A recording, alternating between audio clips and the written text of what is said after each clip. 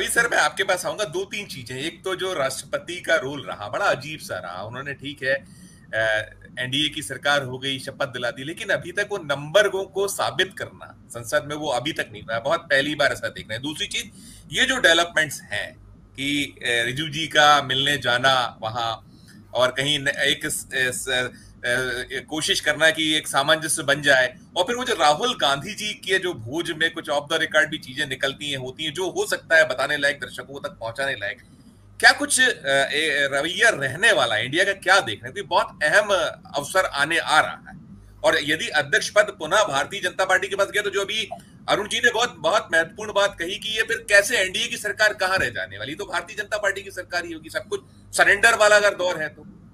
Ravi sir unmute कीजिएगा, sir unmute कीजिएगा, unmute कर लीजिए, अनम्यूट कर लीजिए। जी नमस्कार सबको। देखिए बिल्कुल सही बात बोली है मीनू जी ने भी और सुधीर जी ने भी कि ये पहली दफा हुआ है कि जब संसद के सत्र की शुरुआत अभी दूर दूर तक नहीं है, कम से कम 10 दिन का वक्त बाकी है, और ऐसे में किरण रिजिजू जो पार्लियामेंट्री अफेयर्स मिनिस्टर हैं वो मिलने जा रहे हैं खड़गे साहब से। अब मैं आपको 10 बरस के भीतर बताता हूँ।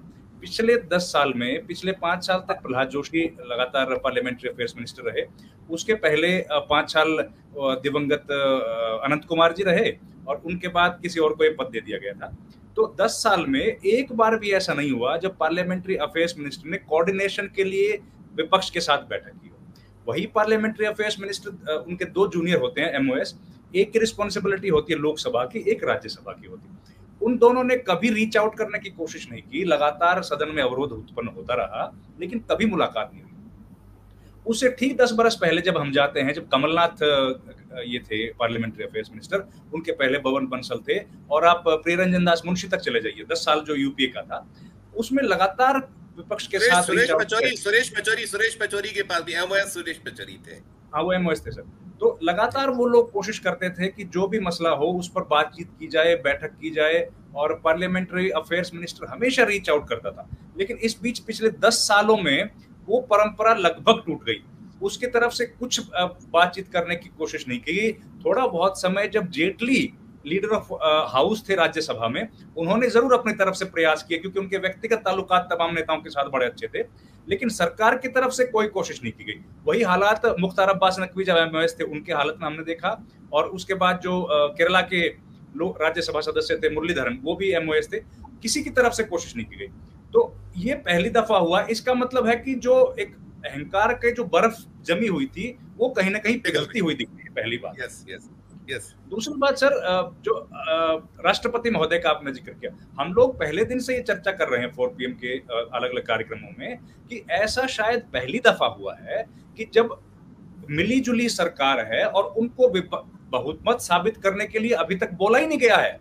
ऐसा होता ही नहीं कभी, ये परंपराओं के बिल्कुल खिलाफ है। सरकार जब हमारी राहुल जी के यहाँ पर मुलाकात हुई थी, उनसे तो हमने ये सवाल किया, तो उन्होंने सीधे तौर पर इस बात पे जवाब नहीं दिया, लेकिन उन्होंने ये इशारा जरूर किया कि हम लोग जब सदन की बैठक की शुरुआत होगी तो सबसे पहले यही मांग रखने वाले हैं। हम लोग ये मांग रखेंगे कि भाई मिली जुली सरकार है, एक पार्टी के पास बहुमत है नहीं, तो ये परंपराओं का कैसे आप उनसे अलग जा सकते हैं, और सरकार को बहुमत साबित करना तो संवैधानिक जिम्मेदारी है। यही संवैधानिक जिम्मेदारी सरकार ने पिछले, ये 18वीं लोकसभा है, केवल 17वीं लोकसभा संजीव जी ऐसी है जिसमें डिप्टी स्पीकर का पद खाली रह गया। आज की तारीख में देखिए स्थिति, आज की तारीख में जब नए लोकसभा का गठन नहीं हुआ है, रिकॉन्स्टिट्यूट नहीं किया गया है लोकसभा को, सदन चुन लिया गया है लेकिन अभी तक रिकॉन्स्टिट्यूट नहीं हुआ है। मतलब यह है कि सदस्य जो हैं उन्होंने शपथ ग्रहण नहीं की है, अभी उनके ऊपर प्रिविलेजेस लागू नहीं हुए हैं। वो सदस्य हैं, उनकी तनख्वाह शुरू हो गई लेकिन प्रिविलेज अभी शुरू नहीं हुए। ऐसी स्थिति में आज की तारीख में लोकसभा के स्पीकर कौन है? बिरला। लेकिन जिस दौर, जब तक प्रधानमंत्री मोदी ने तीसरी बार शपथ नहीं ली थी और दूसरी बार का इस्तीफा दे दिया था, उस दौरान वो केवल केयर टेकर प्राइम मिनिस्टर थे। लेकिन सदन के भंग हो जाने से लेकर 17वीं लोकसभा से 18वीं लोकसभा के बीच में भी स्पीकर बिल्कुल फुल फ्लेज्ड स्पीकर हैं ओम बिरला। मतलब कितनी ज्यादा ताकत है। आर्टिकल 93 ये बात कहता है संविधान का कि जो पहली बैठक सदन की होगी रिकॉन्स्टिट्यूटेड हाउस की, उसमें स्पीकर और डिप्टी स्पीकर का चुनाव किया जाएगा। 5 बरस का समय बीत गया, डिप्टी स्पीकर का नाम ही नहीं है। वो इसलिए जरूरी डिप्टी स्पीकर है कि स्पीकर को अगर रिजाइन करना होगा तो वो कहाँ रिजाइन करेंगे? डिप्टी उनके स्पीकर पास जी। तो रिजाइन, डिप्टी स्पीकर ही तो एक पद है जहां वो रिजाइन कर सकते हैं। वो राष्ट्रपति को रिजाइन भेज नहीं सकते, अपना उपराष्ट्रपति को भेज नहीं सकते, प्रधानमंत्री को भेज नहीं सकते। लेकिन जिनको रिजाइन भेजना है वो पद 5 बरस तक खाली रहा। हम लोग पार्लियामेंट हाउस में रोज उस ऑफिस के सामने से गुजरते थे जिसके ऊपर डिप्टी स्पीकर की नेम प्लेट लिखी हुई है, डिप्टी स्पीकर लिखा। हम लोग बाहर जो उनके जो सिक्योरिटी बैठती थी उनसे पूछते थे, भाई साहब यहाँ क्यों बैठे हो आप लोग? बोले कुछ काम नहीं है जी, हमारा सवेरे आते हैं यहाँ पर साफ सफाई करते हैं और ताला बंद करके चले जाते हैं। डिप्टी स्पीकर है ही नहीं सर 5 साल तक, ये ऐसा कभी नहीं हुआ है। और ओम बिरला साहब का जो कार्यकाल था उस कार्यकाल के आप लोगों ने बिल्कुल चर्चा की, मैं उसमें थोड़ी सी डिटेल और बता देता हूं। ओपोजिशन को किस तरीके से बुलडोज किया गया, ये रोज ओपोजिशन बाहर आकर पत्रकारों के सामने इस बात की चर्चा करती थी। अब स्पीकर साहब के हाथ में होता है म्यूट करने का बटन। अगर जो ऑडियो हम लोग सुनते हैं, ऑडियो जो संसद की कार्यवाही का होता है, उसका बटन किसके पास होता है कि कौन सा ऑडियो बाहर जाएगा, कौन सा ऑडियो नहीं जाएगा? वो होता है स्पीकर के पास। तो स्पीकर जब उसको बंद कर देते हैं तो चाहे वहां पर राहुल गांधी बोल रहे हो, चाहे मल्लिकार्जुन खड़गे बोल रहे हो, चाहे असदुद्दीन ओवैसी बोल रहे हो, वो आवाज बाहर नहीं जाती। पहली बार ऐसा हुआ है जब से लाइव टेलीकास्ट शुरू हुआ है कि 20-20 मिनट तक लगातार सदन म्यूट गया है। खाली हम लोग वीडियो स्क्रीन पर देख रहे हैं, वीडियो और ऑडियो गायब है। ऐसा इसके पहले कभी नहीं हुआ।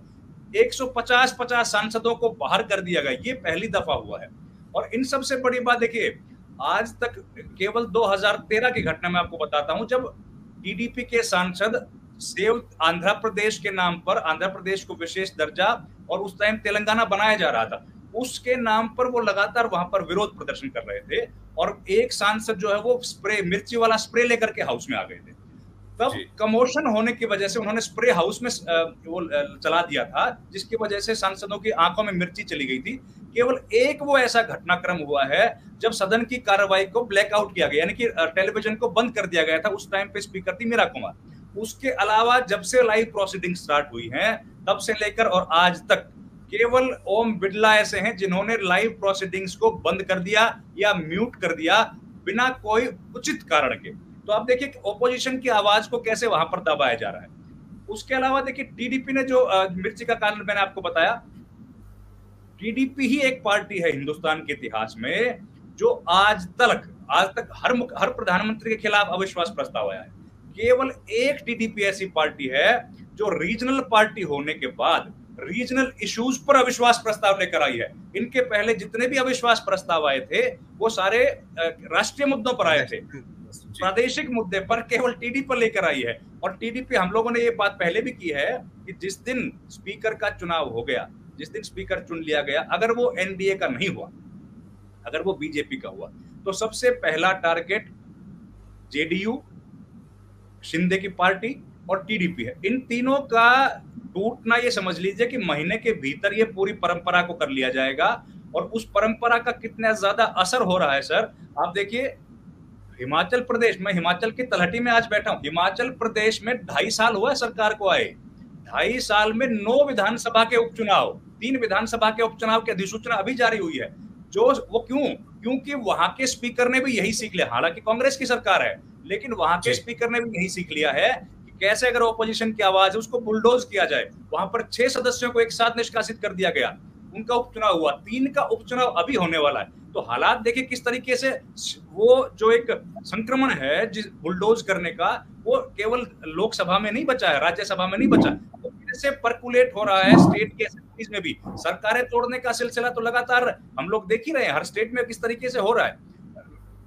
जिस तरह की बयानबाजी, जिस तरह की टिप्पणियां सुप्रीम कोर्ट ने की हैं अलग अलग, चाहे वो अरुणाचल का केस हो, चाहे वो उत्तराखंड का केस हो जहां पर रिस्टोर किया गया था सरकार को, वो अपने आप में हैरत अंगेज करता है। और अरुणाचल का जो है नबाम तुकी वाला जो केस है सर, वो तो है ही पूरा स्पीकर का, उसमें तो सारा स्पीकर के रोल पर ही सारा निर्धारण किया गया है। तो ऐसी स्थिति में स्पीकर का चुनाव बहुत इंपॉर्टेंट है। और विपक्ष को अगर सही मायने में आवाज उठानी है, ये देखिए पहली बार होगा जब स्पीकर, जब लीडर ऑफ अपोजिशन बनेगा। अब लीडर ऑफ अपोजिशन की एक परंपरा है सर कि लीडर ऑफ अपोजिशन जब चाहे वो खड़े हो सकते हैं। कोई भी अगर भाषण दे रहे हों और अगर लीडर ऑफ अपोजिशन ने अपना हाथ रेज किया है तो स्पीकर को परंपरागत तौर पर उनको बोलने का अधिकार देना पड़ेगा। जी, उनका अधिकार है। लेकिन ये अधिकार हमने, इस तरह के कितने सारे अधिकार हमने राज्यसभा में भी खत्म होते देखे, लोकसभा में भी खत्म होते देखे।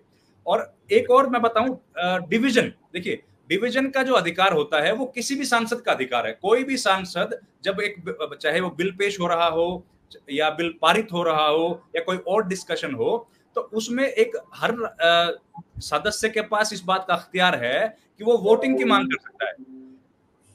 और वो वोटिंग की मांग एक अगर अकेला आदमी है वो भी कर सकता है। देना पड़ेगा, बिल्कुल बिल्कुल देना पड़ेगा। जैसे असदुद्दीन ओवैसी बहुत बार डिमांड करते रहे हैं, जैसे वो एनके प्रेमचंद्र कोल्लम से सांसद हैं आरएसपी पार्टी के, वो very intelligent member of parliament, वो हमेशा ये डिमांड करते रहे हैं क्योंकि थोरोली वो स्टडी करते हैं बिल्स की जी। लेकिन ये बिड़ला साहब के राजकाज में ऐसा हुआ कि उनकी आवाज को अनसुनी किया गया। और ये जो नियम लिखे गए हैं लोकसभा के नियम, जो rule and procedures of Lok Sabha, उसके तहत ये स्पष्ट लिखा गया है कि कोई भी अगर बिल पारित होगा या कोई भी लेजिस्लेटिव काम हो वहां पर हो रहा होगा, अगर एक सदस्य ने भी डिमांड किया डिवीजन के लिए, तो स्पीकर के पास ना करने का अधिकार ही नहीं है, उनको डिवीजन देना ही पड़ेगा। लेकिन कितनी बार ऐसा हुआ है कि इनको डिवीजन नहीं दिया गया।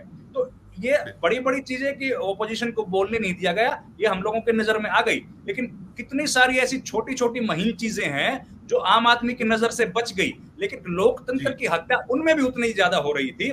एक सदस्य, देखिए सदस्य, हर एक सदस्य का बराबर का अधिकार है, चाहे वो एक पार्टी का एक सदस्य हो या उसके 303 सदस्य हो।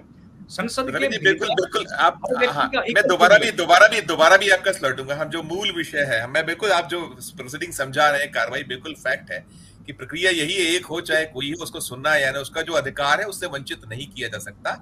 आप खत्म कीजिएगा तो मैं कुछ धनंजय जी से पूछना चाहूंगा। तो उस दिन हमारी जो बातचीत हुई थी रात्रि भोज में, उनमें उसमें यही कहा गया सबकी कांग्रेस पार्टी की तरफ से कि अगर एनडीए का उम्मीदवार आता है, यानी कि टीडीपी का अगर कोई आता है उम्मीदवार, तो उनको हम लोग सपोर्ट करेंगे, हम लोग उस केस में अपना कैंडिडेट नहीं उतारने वाले।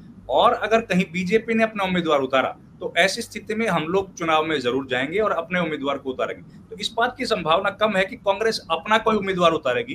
कांग्रेस इंडिया गठबंधन में से किसी को अपना उम्मीदवार बनाएगी और फिर चुनाव मैदान में वो लोग स्पीकर के जाएंगे।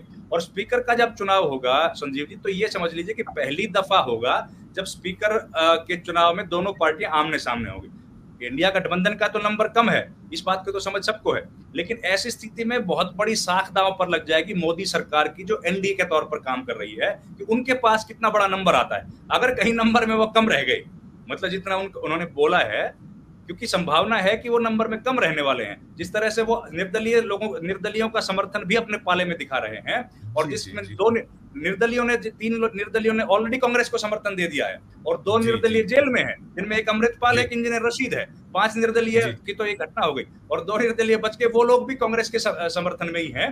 तो ऐसी स्थिति में जिस तरह से 300 से ऊपर का ही आंकड़ा दे रहे हैं, उसकी पोल खुलने की पूरी संभावना लोकसभा के स्पीकर के चुनाव में।